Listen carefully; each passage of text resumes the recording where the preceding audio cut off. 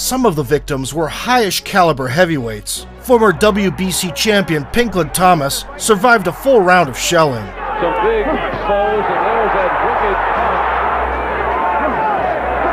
He is done. He's rocked. This is what happens to fighters when they lose. But a cut saved him from coming out for the second. He goes to his corner, and this is... The first man to go the distance with Tyson, James Tillis, could not withstand Morrison's pressure either, falling with every touch by the left hand. Still trying to get himself back into a good left hand. Down goes Tillis. And a good combination again by Morrison. A left and a right behind it. An uppercut. Down goes. Having been knocked down twice, Tillis met his own demise on the ropes. Wondering if Tillis is... Well, there it is. That's it. Thus, in 2.5 years, the Duke removed 28 antagonists out of the way, and only 4 of them did not need a head scan when things were settled. Tommy surpassed many world champions in popularity and became a contender for the belt. Morrison! A lot of people are pretty satisfied with saying, hey, I fought for the heavyweight championship of the world. We don't want to fight for it. We want to fight for it and win it. In October of 1991, the 22-year-old Morrison went up against the undefeated WBO champion Ray Mercer. 3 years have passed since their amateur match. During this period, Mercer managed to win gold at the Olympics. Oh, what he cannot deny. After turning pro, he claimed the World Boxing Organization title and finished 12 of 17 adversaries by knockout. And a glancing blow. At the onset of the third lap, Tommy almost got the job done. I mean, he was trying to really take me out.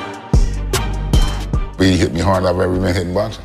But ran out of steam at the end and started eating shots. The 5th round was marked by one of the most brutal moments in boxing history. Corner, and he unloads on him, and Tommy Morrison's arms get tangled in the ropes so he can't go down. Like, look at this. See, he's tangled in the ropes. Oh, fuck. Bro, I mean, it was one of the worst KOs I ever remember seeing. Look at that. Following a short hiatus, Morrison entered the ring in February of 1992. 4 consecutive victories got him back on the title track, all by way of knockout. I'm not exactly sure. He's got a great respect for Morrison's power, as well he should. Well, it's simple. Oh, man. I was just going to say, it's simple. He hits you at the left hook, you're gone. Most heavyweight... Yet, as soon as he declared his high aspirations, karma struck back at Tommy Gunn. In June, Joe Hipp gave him all sorts of trouble. Men inne i ringen mellan de 4 repen så är det han som måste bevisa vad han går för. The ever-tough Native American had a granite chin. Från båda sidor. Tunga högerträff och det höger. Rising from the dead after a monstrous right hand. Här kom den högra uppercutten som jag sa. Här kom också en... Having broken his jaw and hand in the fight, Morrison dug deep and wrapped things up in the 9th. Full träff med högern.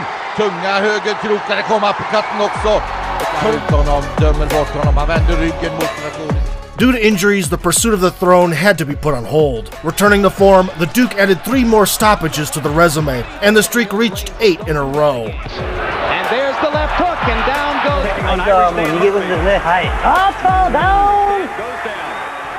By June of 1993, Tommy had finally deserved a shot at the WBO crown. The former undisputed world champion George Foreman agreed to a scrap for the vacant gold. Big George needed no introduction for his epic wars with Joe Frazier back in the 70s. Frazier taking it from George Foreman. Foreman, not Foreman again. But only the great Muhammad Ali found a way to stop him. He worked over the shoulder of Foreman. Even 2 decades later, Foreman was still regarded as one of the deadliest punchers ever. Despite the public expecting reckless fireworks, Morrison had the best tactical performance of his career. The most masterful piece of boxing in Tommy's career. Tommy Gunn confidently outstruck the rival and took the victory by decision. With this giant achievement, Morrison joined the elite club of heavyweight kings. But subsequent events displayed the unpredictable nature of fisticuffs. The first defense was scheduled for August 1993. Rocky V co-star Mike Williams was supposed to be in the opposite corner. The contest fell through at the last moment when Williams allegedly refused to take a PED test and did not leave the locker room.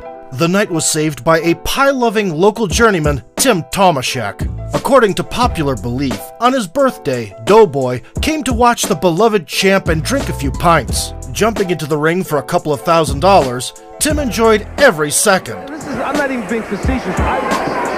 He's trying to keep his left hand real high because he knows that hook. Getting his moment here, isn't he? And meanwhile, Tommy Morrison's starting to whack him with left hook. The Duke did not appreciate Tomaszek's antics and got him out of there by the 4th round. It's part of the reason why he's being hit a lot harder. With a double left hand again, that hurt Tomaszek. And down goes... Tim took the outcome very well, turning it into a minute of fame. Hello, everybody from Green Bay. I love you, Mom and Dad, and everybody. On Tommy's side of things, a money fight with Lennox Lewis for the prestigious WBC strap was looming.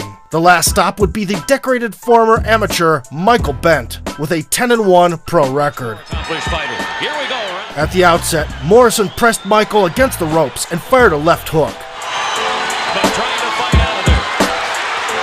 Bent survived and responded with the best combination he ever threw.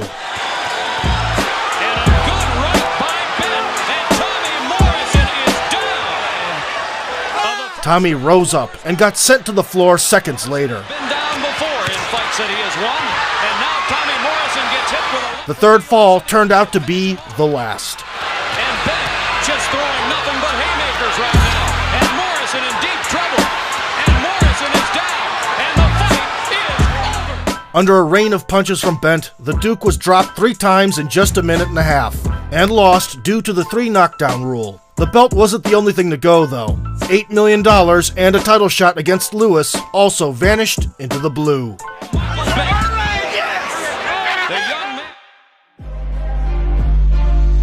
The fat paycheck pursuit ended in vain.